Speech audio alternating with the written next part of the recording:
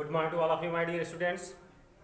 देखिए आज वाले वीडियो में कल तो समांतर चतुर्भुज और चतुर्भुज के बारे में बताए थे आपको मेन प्रीवियस वाले लेक्चर में, पिछले वाले वीडियो में। आज के वीडियो में देखिए आपको चैप्टर नंबर 8 के जितना भी थ्योरम है वो पढ़ना है। तो पहला थ्योरम क्या है? पहला थ्योरम क्या है कि किसी, यहाँ पे स्टेटमेंट हमने लिखा है, किसी समांतर चतुर्भुज का विकर्ण इसे दो सर्वांगसम त्रिभुजों में विभाजित करता है। मतलब कि एक ABCD एक समांतर चतुर्भुज है, ठीक है, ABCD समांतर चतुर्भुज है। कह रहा है कि उसका जो विकर्ण है, ठीक है, विकर्ण उसे दो सर्वांगसम त्रिभुजों में डिवाइड करता है, ठीक है। तो यहाँ पे हमने क्या लिखा, गिवन दैट, दिया क्या है कि ABCD एक समांतर चतुर्भुज है जिसका विकर्ण एक विकर्ण AC है, ठीक है। तो AC विकर्ण हमने लिया है। सिद्ध करना है क्या कि त्रिभुज ABC जो है वो त्रिभुज CDA के सर्वांगसम है, ये सिद्ध करना है, ठीक है। किसी समांतर चतुर्भुज का एक विकर्ण उसे दो सर्वांगसम त्रिभुजों में विभाजित करता है, ये थ्योरम है। तो आइए प्रूफ में देखिए। सबसे पहले हम ये दोनों त्रिभुज ले लेंगे, ठीक है, ले लेते हैं त्रिभुज ABC और त्रिभुज CDA में। देखिए त्रिभुजों की सर्वांगसमता हम आपको पढ़ा चुके हैं, तो वही चीज यहां पे लाना है। तो देखिए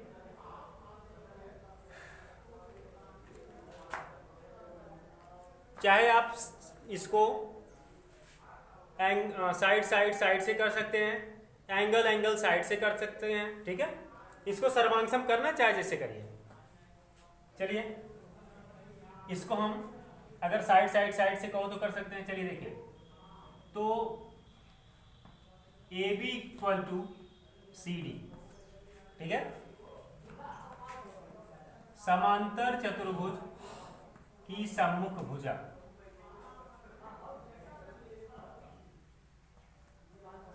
ठीक है। समांतर चतुर्भुज की सम्मुख भुजाएं क्या होती है? समान होती हैं। फिर देखिए BC इक्वल टू AD, वही चीज, समांतर चतुर्भुज की सम्मुख भुजा समान होती है। उसके बाद AC क्या है? कॉमन, उभयनिष्ठ, ठीक है, उभयनिष्ठ हो गया। देखिए हो गया, ABC सर्वांगसम है CDA के, यही प्रूफ करना था। कैसे हुआ? साइड कॉन्ग्रुएंस कंडीशन से प्रूव हो गया। अब इसी को अगर चाहते हैं हम तो एंगल से भी प्रूफ कर सकते थे। क्यों? कैसे? देखिए ये देखिए, क्योंकि ये और ये दोनों पैरेलल है, ये और ये दोनों पैरेलल है, ठीक है। तो ये वाला जो कोण है इसके बराबर हो जाता, और ये वाला जो कोण है इसके बराबर हो जाता, और ये कॉमन हो जाता। तो एंगल साइड एंगल से क्या हो जाता? ये भी सर्वांगसम हो जाता। तो ये वाला नोट करिए आप। फिर से अगली थ्योरम बताते हैं।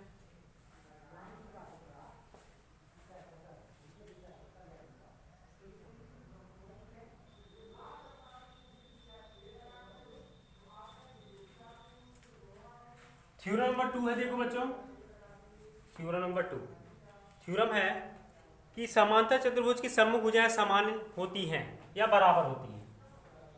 कह रहा है कि समांतर चतुर्भुज की सम्मुख भुजाएं समान होती हैं, ठीक है। तो चलिए हमने एक समांतर चतुर्भुज ABCD बना लिया। आप चाहे जो बना सकते हैं, ABCD PQRS, हाँ। तो आइए हमने ABCD बनाया, उसके बाद लिखा यहाँ पे गिवन दैट ABCD एक समांतर चतुर्भुज है, ठीक। उसके बाद सिद्ध क्या करना है कि सम्मुख भुजाएं समान होती हैं। सम्मुख भुजा AB का सम्मुख CD है तो AB इक्वल टू CD सिद्ध करना है, और BC का सम्मुख AD है तो BC इक्वल टू AD सिद्ध करना है। यहाँ पे हमने लिखा। अब यहाँ देखिए कंस्ट्रक्शन करना पड़ेगा, रचना करना पड़ेगा। रचना क्या करना पड़ेगा? चाहे आप A को C से मिला दीजिए, चाहे B को D से मिला दीजिए, किसी एक विकर्ण को बनाना पड़ेगा।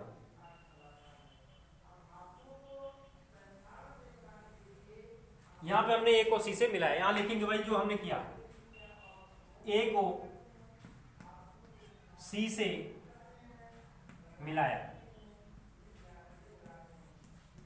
ठीक है, अब फिर देखिए भाई, अब प्रूफ दे दीजिए। प्रूफ, दोनों त्रिभुज वही ले लीजिए, त्रिभुज ए बी सी और त्रिभुज सी डी ए में देखिए दोनों को सर्वांगसम कर दीजिए। जब सर्वांगसम कर देंगे तो ये इसके बराबर और ये इसके बराबर हो जाएगा। ठीक है, हमको तो पता है कि समांतर चतुर्भुज समूह भुजाएं बराबर होती है, लेकिन यहाँ पे प्रूफ देना है। ठीक है, प्रूफ करना है। चलिए,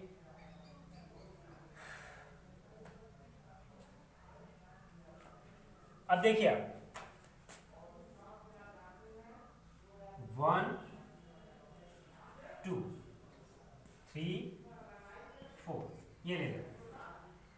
तो चूंकि हमको पता है कि A B parallel C D है ना, क्या लिखेंगे, क्योंकि एंगल 1 इक्वल टू एंगल 2, क्यों, क्योंकि A B parallel C D और ए सी एक तिर्यक रेखा है। ठीक है, तिर्यक रेखा है। अब उसके बाद देखिए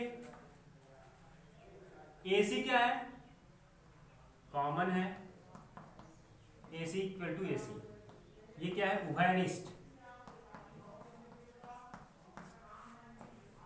देखिए अगर ये लिखने के बजाय, ये इतना बड़ा हमने आपको बताया, ये लिखने के बजाय यहां पे लिख दीजिए आप अंतः एकांतर कोण, मतलब कि अल्टरनेट इंटीरियर एंगल। ठीक है, अंतः एकांतर कोण। फिर यहां पे 3 इक्वल टू 4, ये भी क्या हुआ, अल्टरनेट इंटीरियर एंगल, मतलब कि अंतः एकांतर कोण। देखिए जब यदि दो समांतर रेखाओं को तिर्यक रेखा काटती है तो अंतः एकांतर कोण समान होते हैं। तो क्या हुआ, त्रिभुज ए बी सी सर्वांगसम हुआ त्रिभुज सी डी ए के। वो कैसे, by angle side angle congruence condition से। ठीक है, अब ये सर्वांगसम हो गया तो हम देखिए लिख क्या सकते हैं कि अतः A B equal to C D, क्यों, by C P C T, और फिर B C equal to A D by C P C T. अतः यहां लिख सकते हैं, ये हमारा प्रूफ हो गया। ठीक है, नोट कर लीजिए आप। फिर इसी पे दूसरा थ्योरम बताते हैं।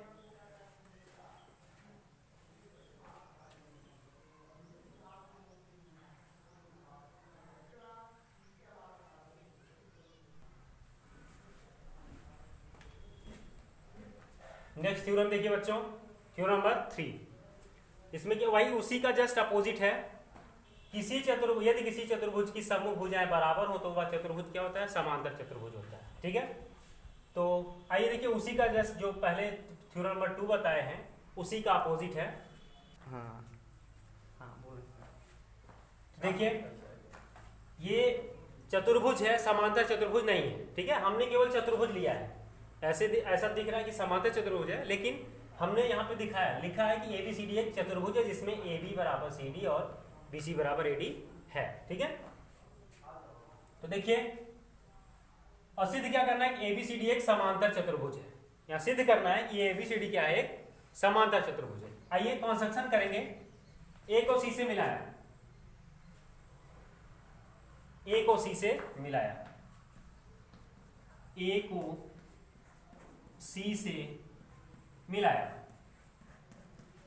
ठीक है, A को C से मिलाया। अब देखिए जब A को C से मिला दिए हम तो दो त्रिभुज फॉर्म हुआ। ठीक है, आइए इन्हीं दोनों त्रिभुज को हम क्या करेंगे, सर्वांगसम कर देंगे। आइए देखिए त्रिभुज ABC और त्रिभुज CDA में देखिए हम सर्वांगसम इसलिए कर रहे हैं, देखिए जब हम इन दोनों को सर्वांगसम कर देंगे, ठीक है, तो ये एंगल बराबर हो जाएगा बाई CPCT। और जब ये एंगल और ये एंगल बराबर हो जाएंगे तो चूंकि ये दोनों कोण क्या है, अंतःएकांतर कोण है। और अंतःएकांतर कोण तभी बराबर होते हैं जब दो रेखाएं समांतर हो और एक तिर्यक रेखा काटती हो। तो यहाँ पे AB समांतर CD हो जाएगा और AC क्या हो जाएगा, तिर्यक रेखा। फिर सेम उसी तरह ये वाला कोण इसके बराबर हो जाएगा बाई CPCT। और फिर ये दोनों कोण कैसे हैं, अंतःएकांतर हैं। अंतःएकांतर इसलिए जब ये अंतःएकांतर है इसलिए AD पैरेलल क्या हो जाएगा, BC हो जाएगा। तो जब AB पैरेलल CD और AD पैरेलल BC तो अतः क्या हो जाएगा, ABCD एक समांतर चतुर्भुज। चलिए यही करेंगे, पहले सर्वांशम करते हैं। AB इक्वल टू CD क्या ये दिया हुआ है, ठीक है। फिर उसके बाद BC इक्वल टू AD ये भी दिया हुआ है। फिर AC इक्वल टू AC ये क्या है, उभयनिष्ठ, ठीक, उभयनिष्ठ। तो क्या हो गया, त्रिभुज ABC सर्वांशम हो गया त्रिभुज CDAK by side side side, by side side side converse condition से ये सर्वांशम हो गया। उसके बाद देखिए हम यहां से इसको एंगल 1 और यहां से इसको एंगल 2 और इसको 3 इसको 4 मान ले रहे हैं, ठीक है। यहां से हम इसको मान लिए। फिर आगे देखिए, चूंकि यहां देखिए angle 1 equal to angle 2 by CPCT हुआ, ठीक है। और चूंकि लिखिए, चूंकि एंगल 1 और एंगल 2 क्या है, अंतःएकांतर कोण है, ठीक है। जो अंतःएकांतर कोण है इसलिए क्या होगा, इसलिए देखिए AB पैरेलल क्या हो जाएगा,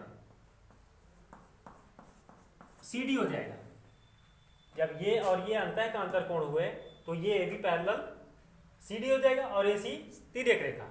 तो हमको AB पैरेलल CD से ही मतलब है, यहां इसके इक्वेशन 1 मान लीजिए। फिर देखिए आप angle 3 equal to angle 4 by CPCT, ठीक है। चूंकि एंगल 3 और एंगल 4 अंतःएकांतर कोण है, ठीक है, अंतःएकांतर कोण है, इसलिए क्या होंगे, इसलिए अब देखिए BC पैरेलल क्या हो जाएगा, BC पैरेलल AD, ये इसे आप इक्वेशन नंबर 2। तो देखिए समीकरण 1 व 2 से, 1 व 2 से ऐसा चतुर्भुज जिसकी समभुजाएं समांतर हों, ठीक है, समांतर हो या बराबर हो समभुजाएं। तो यहाँ पे बाई CPC जब ये दोनों हो सकता है, ठीक है। चलिए समांतर हो गया तो समीकरण 1 और 2 से, अतः लिखिए, अतः ABCD एक समांतर चतुर्भुज है, प्रूव्ड हो गया, ठीक है। नोट कर लीजिए आप, कुछ नहीं करना है, बस इन दोनों त्रिभुज को हमने सर्वांशम किया। जब सर्वांशम हो गए तो 1 और 2 ये मान लिया, तो 1 और 2 बाई CPCT से ये क्या होंगे, बराबर हो गए। और ये जब 1 और 2 बराबर हुए तो चूंकि 1 और 2 यहाँ पे देखने में कैसे लग रहे हैं, ये अंतःएकांतर, तो इसलिए 1 और 2 अंतःएकांतर, जब अंतःएकांतर हुए तो इसलिए AB पैरेलल क्या हुआ, CD हुआ। फिर उसके बाद 3 और 4 बराबर है, और चूंकि बाई CPCT बराबर है, और भी क्या है, ये दोनों अंतःएकांतर लग रहे हैं। तो अंतःएकांतर, जब अंतःएकांतर है तो दो ये अंतःएकांतर तभी बराबर होते हैं जब दो समांतर रेखाओं को एक तिर्यक रेखा काटे तो अंतःएकांतर कोण बराबर होते हैं। तो यहाँ पे BC पैरेलल क्या हुआ, AD हुआ। तो equation AB parallel CD equation first मान लिया, BC parallel AD equation second. तो समीकरण 1 व 2 से, समीकरण 1 व 2 से क्या हो गया, ABCD एक समांतर चतुर्भुज है। नोट करिए इसको, अगला फिर बताते हैं।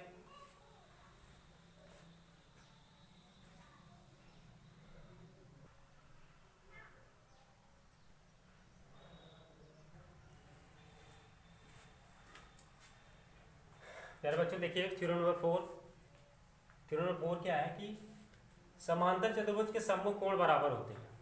समांतर चतुर्भुज के सम्मुख कोण बराबर होते हैं। देखिए ABCD एक समांतर चतुर्भुज हमने लिया है, सम्मुख कोण बराबर मतलब कि ये कोण इसके बराबर, ये कोण इसके बराबर, ठीक है। तो यहाँ पे ABCD एक समांतर चतुर्भुज है, जो दिया है वो हमने लिखा। सिद्ध क्या कहना है कि एंगल A बराबर एंगल C और angle B equal to angle D, ये हमको सिद्ध करना है। तो आइए कंस्ट्रक्शन करते हैं। भाई A को C से मिलाते हैं, चाहे आप A को C से मिलाइए चाहे B को D से मिलाइए। A को C से मिलाया हमने, थोड़ा सा तिरछा हो गया है, तो यहाँ पे आप ठीक है।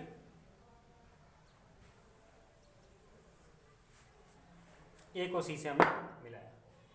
फिर देखिए यहाँ लिखिए A को C से मिलाया, ठीक है। A को C से हमने क्या किया, मिलाया। अब देखिए इसी को सर्वांशम कर दीजिए। देखिए त्रिभुज ABC और त्रिभुज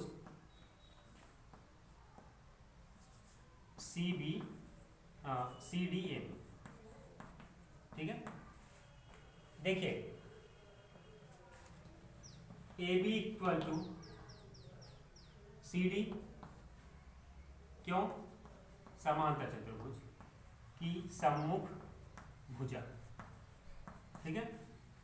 फिर BC इक्वल टू CD, वो भी समांतर चतुर्भुज की सम्मुख भुजा। फिर AC इक्वल टू AC, क्यों, उभयनिष्ठ, ठीक, उभयनिष्ठ हो गया। तो त्रिभुज ABC सर्वांशम हुआ CDA, ये सर्वांशम हो गया by side side side congruence condition. तो देखिए बाई CPCT एंगल D या angle B equal to angle D हो जाएगा, angle B equal to angle D। कैसे, बाई CPCT, ये CPCT हो गया।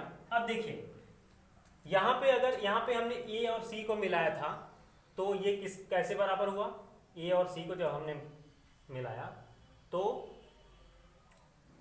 B बराबर D हुआ, और जब हम B को D से मिला देंगे तो सर्वांशम कर देंगे तो A बराबर C हो जाएगा। तो इसी प्रकार करके यहाँ पे इसी प्रकार करके इसी प्रकार क्या हो जाएगा, angle A equal to angle C, या प्रूफ हो गया, ठीक है। ये आपका प्रूफ हो गया। अगर आपको इसी को देखिए चाहे ना तो एक दूसरे तरीके से ये बराबर ये होगा और ये बराबर ये होगा, जैसे यहाँ पे एक लाइन में ये तो यहाँ पे प्रूफ हो गया है, कोई दिक्कत नहीं है, ठीक है। वैसे भी देखिए ये 1 ये 2 ये 3 और ये 4। अब यहाँ देखिए 1 इक्वल टू 2 होगा, क्यों, बाई क्या, अल्टरनेट इंटीरियर एंगल। फिर उसके बाद फिर क्या होगा कि एंगल 4 इक्वल टू एंगल 3, वो क्यों होगा, बाई अल्टरनेट इंटीरियर एंगल। अब दोनों को अगर हम ऐड कर दें, angle 1 plus angle 4 equal to angle 2 plus angle 3। अब आप देखिए 1 plus 4 equal to 2 plus 3, 1 plus 4 equal to 2 plus 3। तो यहाँ पे angle A equal to angle C prove हो गया, ठीक है। तो चाहे हाँ इसी प्रकार करके कर दीजिए, चाहे वहाँ पे वो कर दीजिए, नोट कर लीजिए आप इसको, ठीक है।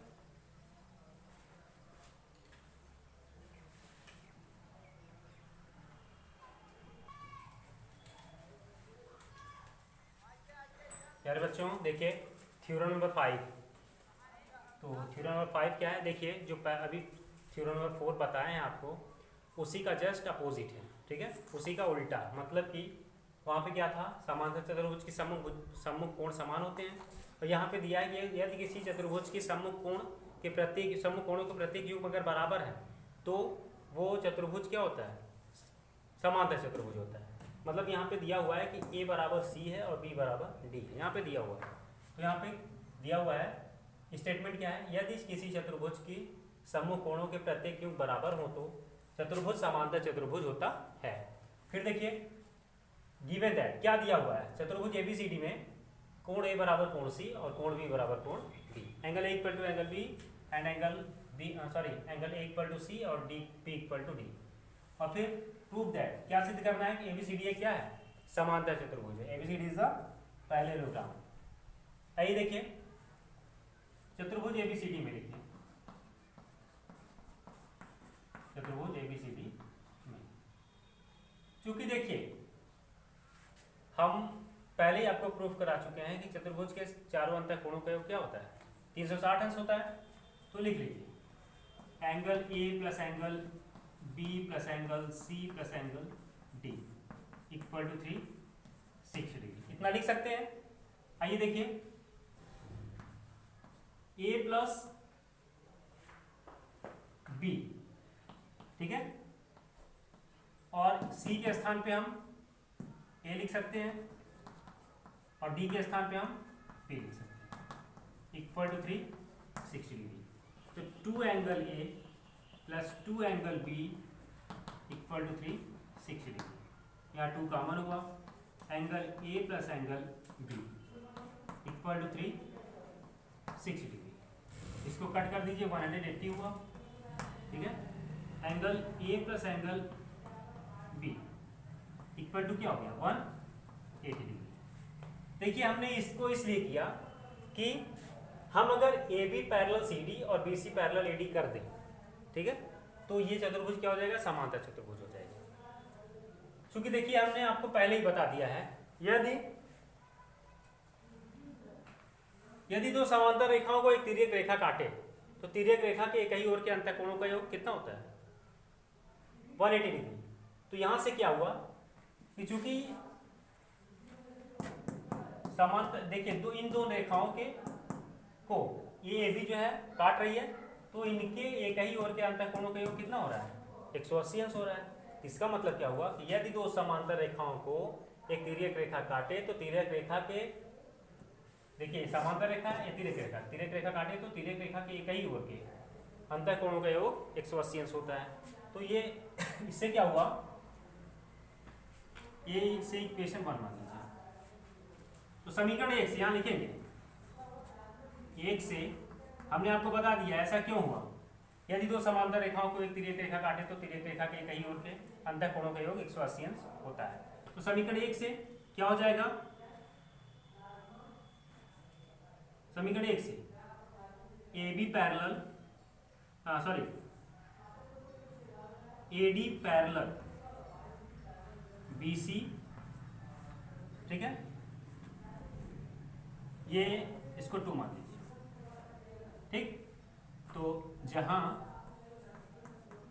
ए बी एक तिर्यक रेखा है, एक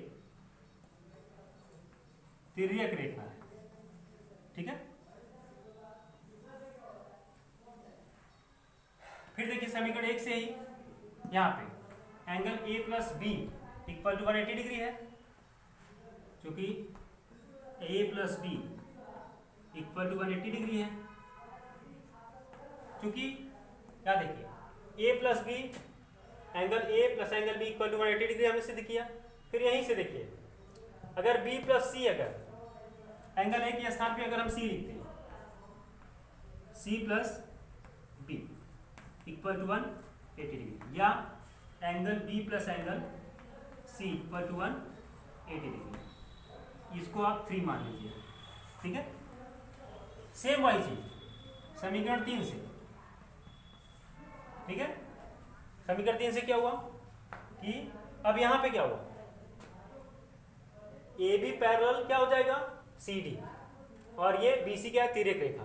तो तिर्यक रेखा के एक ही ओर के अंतःकोणों का योग 180 अंश होगा। तो यहाँ पे कहने का मतलब यही है कि अगर एंगल बी प्लस सी बराबर 180 अंश है तो बी सी एक तिर्यक रेखा होगा और A B parallel C D होगा।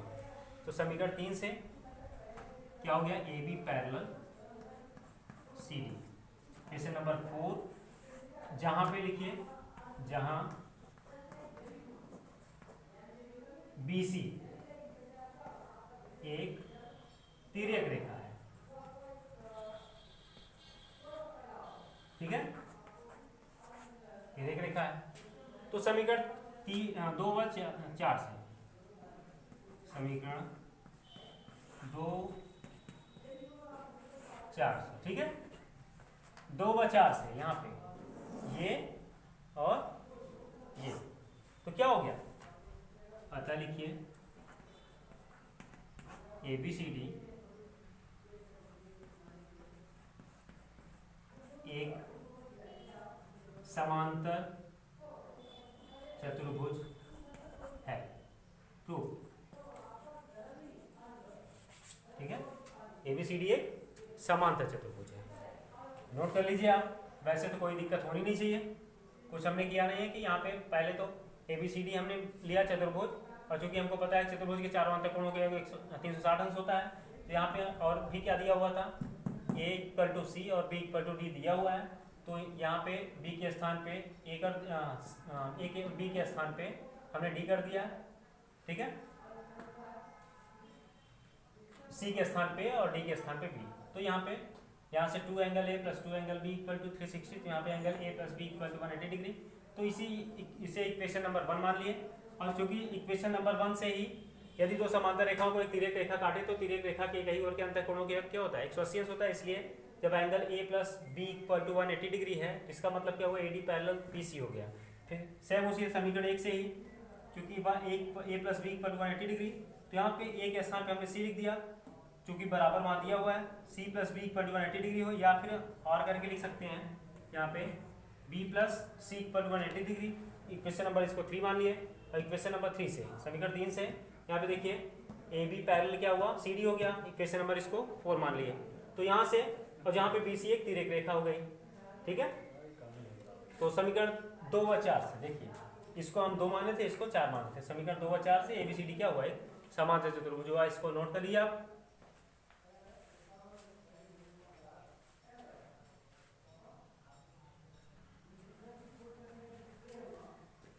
तो प्यारे बच्चों, आज देखिए, आज की वीडियो में बस इतना ही।